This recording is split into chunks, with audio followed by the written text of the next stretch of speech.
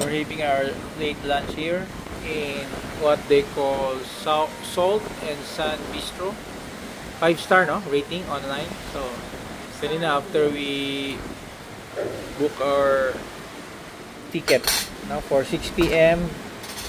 Dito muna kami, pa-chill. Chill. Anong ulam natin? Late dishes. What is this one? Fish steak. Okay, looks delicious. And This one? is pork steak.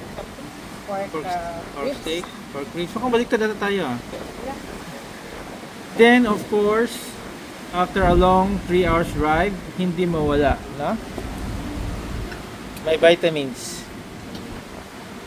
So the place is just walking distance, no, sa Port of Dakay in Oriental Mindoro. So, dito lang, no? So dito ang place nila is just in front of yung pwede nyo maligo, no? But yung schedule namin will be 6 p.m. pa. So time check now is mga alas 3, so you have mga around 2 hours to relax. Relax and have a slow lunch. Kanina medyo rush kami. So we miss yung Montenegro, no, na ferry going to Katiklan by siguro 15 minutes.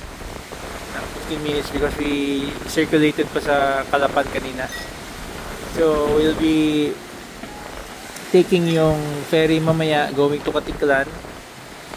We paid 6,500 for the vehicle freight. 6,500. Mahal siya, no? Mahal. But it's still okay compared with yung total na freight na mga 70,000, no? So we're just enjoying na muna yung ano to, time namin. So yung place nila is very cool, chill. May beach front sila. So kami na yung guest so far, but sabi ng ano to, our attendant here, waitress, gabi punuan daw to. So far, ano lasa ng... Ha? Very nice. Very nice. Okay, so kain muna kami.